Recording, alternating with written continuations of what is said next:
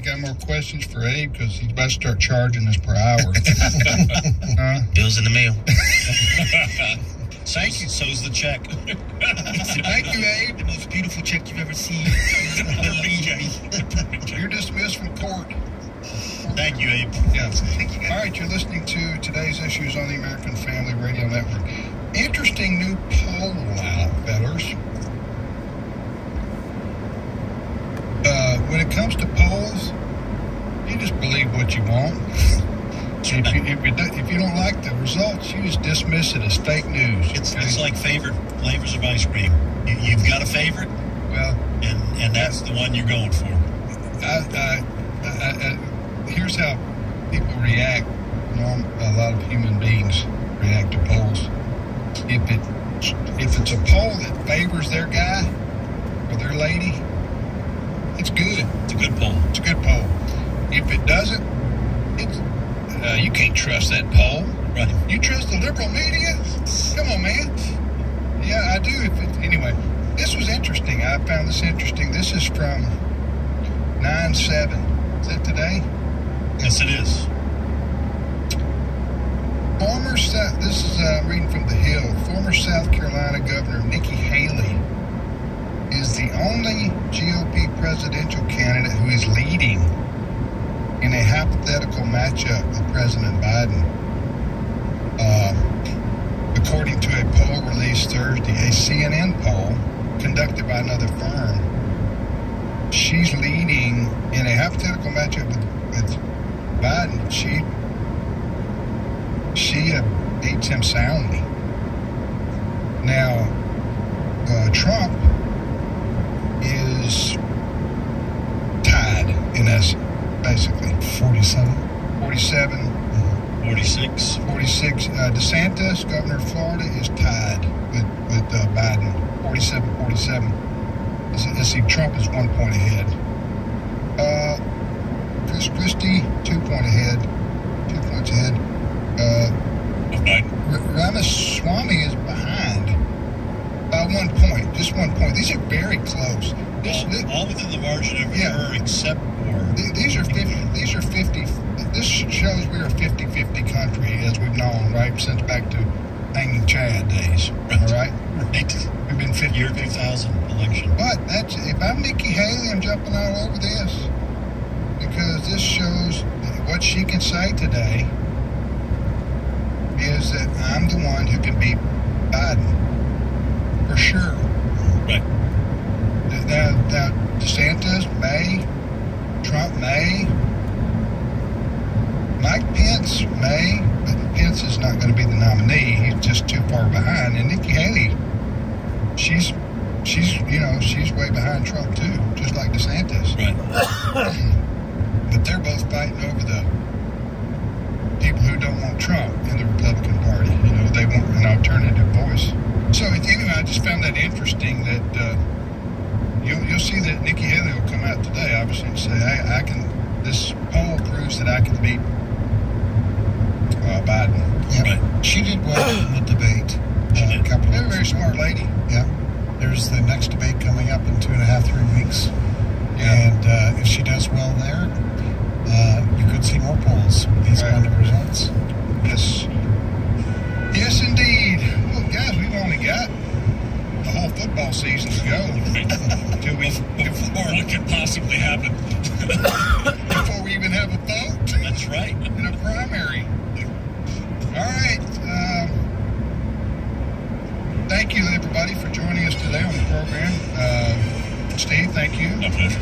Ed. My pleasure. Appreciate it, Fred. Good to be here. Our thanks to our producer, Chris Woodward. Chris 5'8" Woodward. And nothing wrong being 5'8", 5'9", huh? And also Abraham NPR Hamilton on this last hour, the last 30 minutes. We'll see you tomorrow, folks.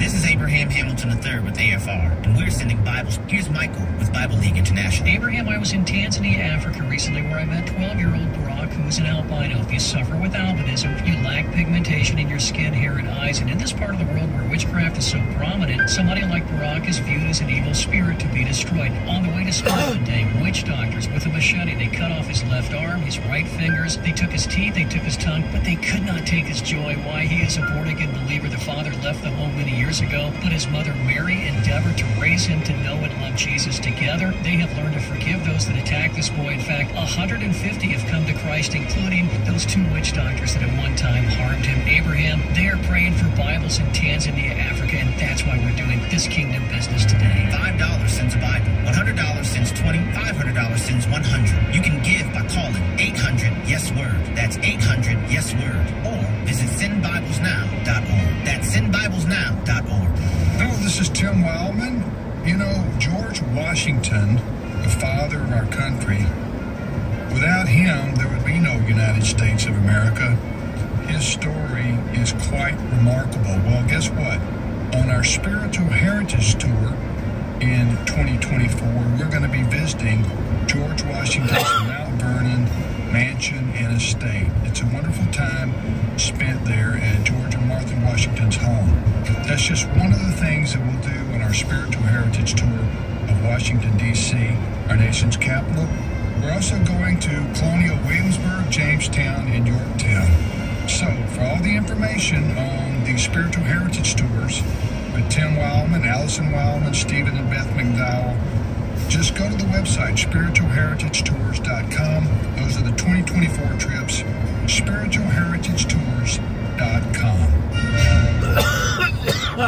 The following is not an actor, but a real-life story from Trinity Debt Management. I had numerous credit cards, and I was struggling with paying them off. If you're in debt and you need help, call Trinity at 1-800-788-1813 to talk to a certified counselor. They had heard about Trinity, so I made the call. They took care of all of my credit cards, and now I am completely debt-free. Trinity will consolidate your accounts into one easy-to-manage monthly payment, put a stop to late fees and over-limit charges, reduce your interest, and possibly improve your credit score.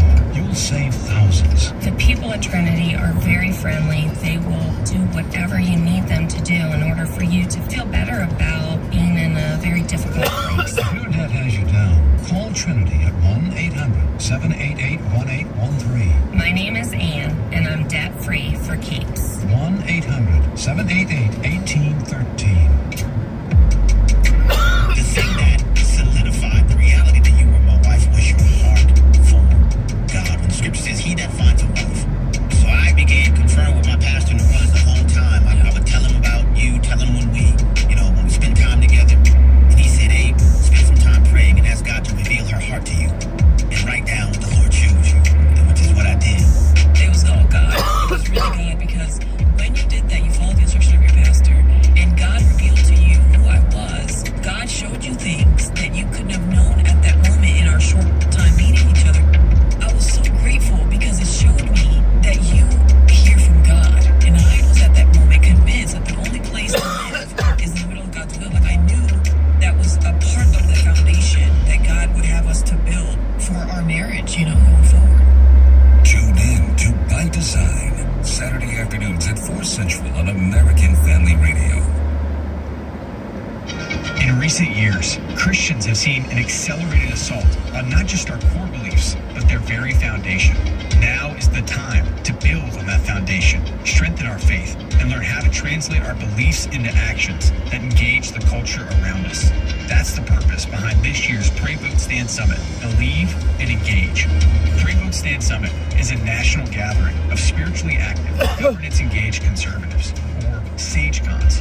We'll hear from Christian leaders, worldview experts, government officials, and more. We'll discuss important issues like the sanctity of life, religious freedom, protecting students, strengthening families, praying for our nation, and how you can impact America's future from a biblical worldview. Together, we can believe and engage. Join us September 15th through 17th in Washington, D.C. for this pivotal event. Register now at PrayVoteStand.org. That's PrayVoteStand.org.